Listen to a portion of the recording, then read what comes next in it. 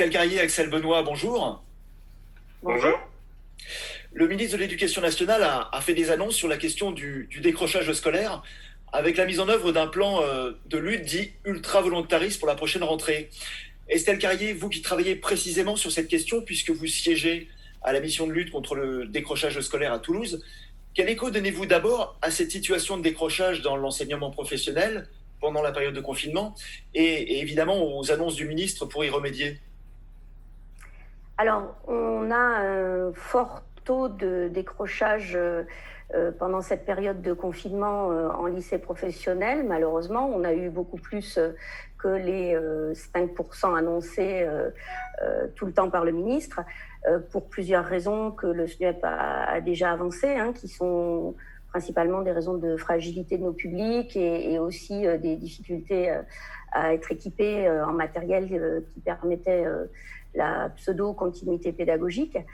Donc ça, c'est une réalité. Et le plan de décrochage, de lutte contre le décrochage, annoncé par le ministre, est en fait juste une annonce de façade. Puisque la réalité, c'est qu'il a demandé aux recteurs des académies, dans l'urgence, en l'espace de 48 heures, de remonter un plan formalisé sans leur donner le moindre moyen. Donc on est sur des remontées qui sont des remontées de forme, c'est de la communication pure.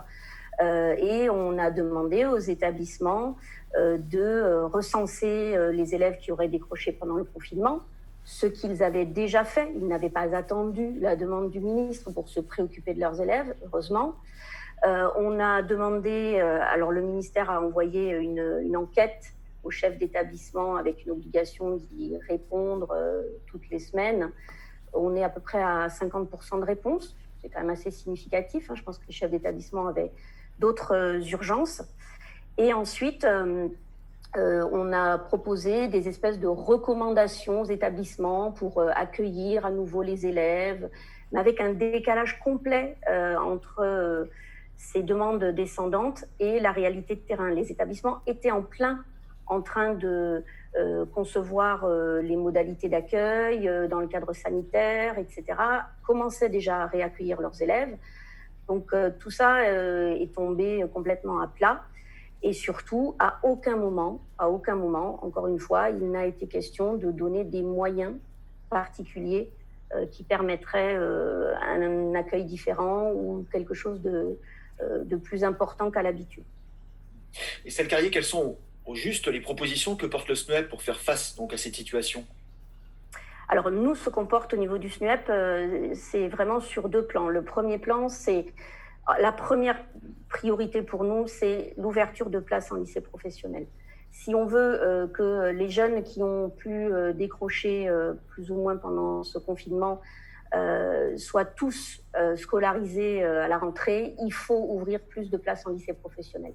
Parce qu'on sait que au-delà de ceux qui vont être affectés normalement dans les lycées professionnels, on aura des jeunes qui resteront sur le bord du chemin, soit parce qu'ils n'auront pas participé correctement à cette affectation, soit parce qu'ils n'auront pas été dans les établissements valider leurs inscriptions, parce qu'ils sont en difficulté et qu'ils ont lâché, mais aussi parce qu'on va avoir des jeunes qui auront chercher un contrat d'apprentissage pendant cet été qui n'en auront pas eu, d'autres qui auront vu leur contrat rompu.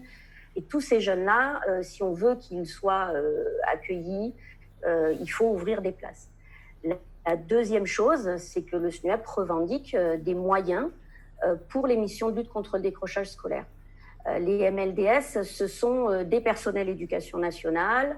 Nous demandons à ce qu'ils soient plus nombreux, formés, titularisés, pour ceux qui ne le sont pas actuellement, et qu'on ait des moyens concrets d'accueil de ces jeunes à la rentrée. On l'a bien compris, donc l'ouverture de places est une priorité forte. Mais y a-t-il d'autres propositions à porter pour permettre le retour des élèves en situation de décrochage, Axel Benoît? En termes de propositions, c'est aussi la nécessité d'éviter le décrochage. On va avoir des jeunes qui vont arriver en septembre, avec parfois un lien scolaire qui va être rompu depuis plus de 6 mois.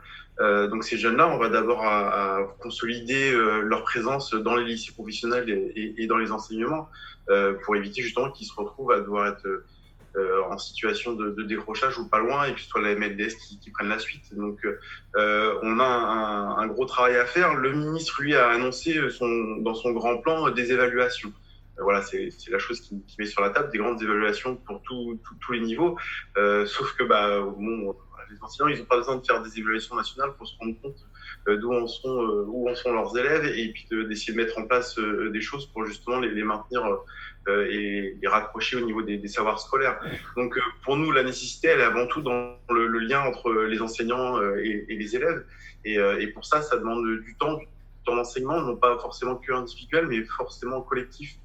Dans le groupe classe, c'est du temps d'enseignement en atelier. Les élèves en ont eu très peu, notamment en lycée pro ces derniers mois, mais aussi en enseignement général, puisque pour pouvoir aller au bout, il y a cette partie-là. Donc notre demande, c'est de suspendre rapidement l'accord intervention et les chefs-d'œuvre pour l'année prochaine, d'abandonner les familles de métiers qui ont bien montré cette année que elles ne servaient pas à grand-chose, plutôt peut-être à générer du décrochage, et que derrière, on veut un objectif, nous, de remotivation avec le groupe classe et pouvoir avancer dans ce sens-là. Mais pour l'instant, le ministre ne souhaite pas y aller. Alors Axel Benoît, justement, qu'est-ce que vous envisagez pour mobiliser sur ces questions? Quels sont les leviers sur lesquels vous pouvez agir pour faire entendre vos propositions? De plus en plus, on sent bien que la profession n'en veut plus de ces parties-là, et je pense notamment aux différents dispositifs de la réforme de la voie pro. Donc c'est pour ça que l'intersyndicale de la voie professionnelle a été relancée, qu'elle n'a jamais été aussi large depuis bien des mois, et qu'elle s'est exprimée dès le début de semaine et en interpellant le ministre justement sur ces demandes que je vous ai dépeintes juste avant. Et notre objectif, c'est effectivement, dans l'intérêt des jeunes des PLP, de lancer un front, voilà, qui soit syndical, mais pas que, aussi avec les collègues, les PLP, pour effectivement être mobilisés dès septembre, sous quelque forme que ce soit, pour faire entendre au ministre que ces solutions ne sont pas les nôtres, nous, personnels de terrain, qui connaissons nos jeunes et nos conditions de travail. Axel Benoît, Estelle Carrier, merci. Le sujet est loin d'être clos et nous serons amenés à revenir sur cette question quand les mesures se préciseront. Merci, au revoir. Merci Julien, au revoir. Merci, au revoir.